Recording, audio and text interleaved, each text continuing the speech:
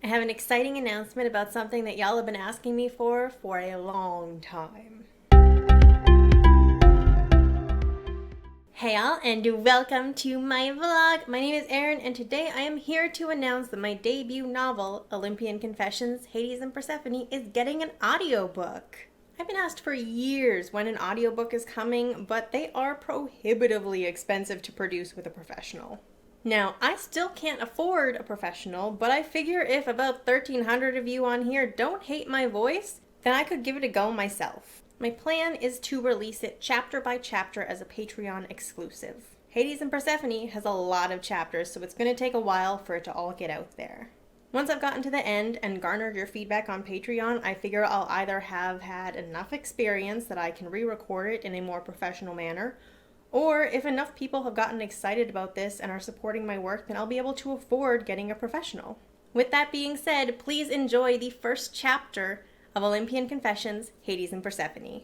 Olympian Confessions, Hades and Persephone by Erin Kinsella. Part 1, Life and Death. Chapter 1, Hades. Hades, stop them! HERA's voice rips through the chaos, sharp and piercing as an arrow through flesh. The earth heaves as I wrench my power upwards, a roaring wall of stone and soil barreling towards those who have come to destroy us. Having grown paranoid beyond reason, our father Cronus has summoned together his siblings, the primordial Titans. Cronus swallowed my siblings and myself the moment we were born, afraid that we would threaten his authority, and only Zeus was spared. Zeus is the youngest of us and was protected by our mother Rhea. He is the one who freed us and consequently created the very circumstance our father feared. We follow him in honor of our liberation from that dark prison and have agreed to make him our king if we are successful in this war. Now we battle the Titans to gain our sovereignty, fighting for the very right to exist.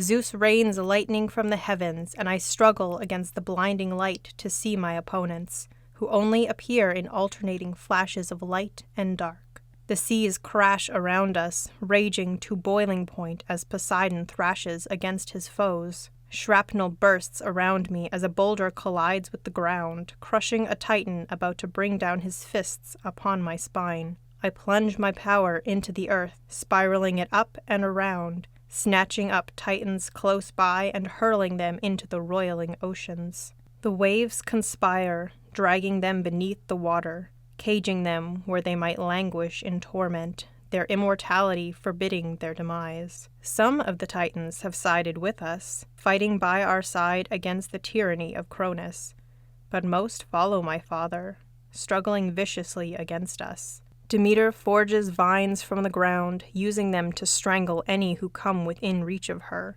subduing them so they cannot move or breathe. A few lose their heads from the force of the constriction. I rub my own throat, conscious that if I surprised her, I could be the recipient of such actions. There is no death among us, but there are worse things in this world than death. Every injury that occurs will slow someone down, forcing them to fall back and heal. Our only hope is that we can deal out enough damage to weaken them sufficiently to contain them before they rise up again. My siblings and those fighting with us all wear gold sashes to help distinguish us from the Titans in my father's battalions. The years of battle have left our distinctive color stained by dirt and blood, barely visible in the chaos. The shrieks of fury and sound of thunder are overwhelming, and I battle on, hoping that soon the end will come. Ensnared in this ritual of slaughter, I focus on breathing, in and out, not allowing myself to become distracted by the hot spatter of blood or the raging limbs that aim to remove my head from my body. A torrent of fire races towards me, and I am knocked breathless to the ground by the small, fierce body of my sister Hestia, the eldest of us all. She is sweet and quiet by nature, but even she must tap into her skills as a warrior if she is ever to find peace. The heat makes my eyes water, and I feel the flesh down my arm and back begin to bubble. Her eyes flash with power and flames erupt from her fingertips, scouring the very flesh off the one who had attacked us. I know none of their names, for we flew almost immediately into battle when we were freed from the darkness of my father's belly. The scent of ash and smoke fills my nose, clouding my lungs. I press down the urge to cough, knowing that any wasted moment could mean the defeat of my family. I scramble across the heaving ground, fighting on, forging ever forward into the landscape of war. Hands close around my head from behind, and a sick twist leaves me limp and unseeing, the agony of separated bones searing through my spine. I burst awake. Sweat coats my skin, and the air scrapes against my lungs. I suck in deep breaths despite the acute discomfort, using the sensation to bring myself back to reality. The silk fabric enclosing my body feels too tight, and I untangle myself from the bed. The icy feel of the marble floors against my feet a welcome relief. I'm safe. The Titanomachy, the great war that nearly destroyed us all, is over. My father and those who stood with him have been locked in Tartarus, the darkest and deepest part of the underworld, for millennia. Now, we are the rulers of the known world, the Olympians, gods of immense power. Yet even now I cannot look upon the flames of Phlegethon, that which contains the dark realm of Tartarus, without remembering the flames of that battle. I run a hand over my arm where the physical scar of the flame has long since healed, but in my dreams the vicious burning still remains. I splash water from an urn onto my face, hoping the freshness will drive away the last of the dream. The nightmare, I correct. Even now, thousands of years after we succeeded in taking power from the Titans, I cannot escape the dreams. I take a moment to survey my room. It is stark and black, composed of marble floors and walls, with a bed too large for a single person. I am alone, and have been so for many thousands of years, but I have created my home in the guise of a place that has a large family. The last time I shared proper companionship was when I dwelt within the belly of my father amongst my siblings. Since the end of the Titanomachy, I have resided in the underworld, serving as the guardian of Tartarus, to ensure that the Titans never rise again, never challenge Olympian rule. In order to do so, I have given up many things, but such things are worth the security of my family, so I tell myself at least. A shudder glides up my spine as I shake the images of chaos from my mind.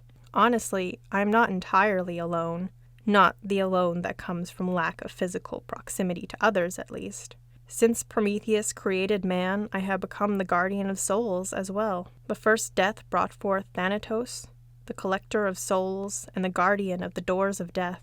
He frees the mortals from their suffering, and Hermes, the psychopompos, brings the souls to me.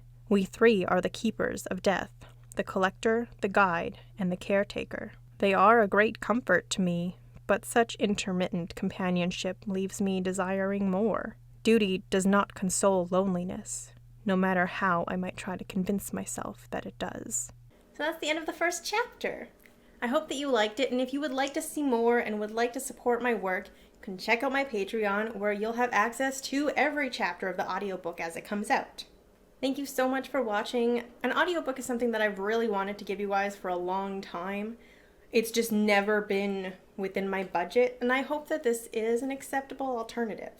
Thank you so much for supporting me all of this time. If you would like to continue to do so, I will put the links down in the description to my Patreon so you can access the rest of the audiobook. Check out my books if you like fantasy or romance. All my social media links will be in the description below, and I will see you in the next video. Bye!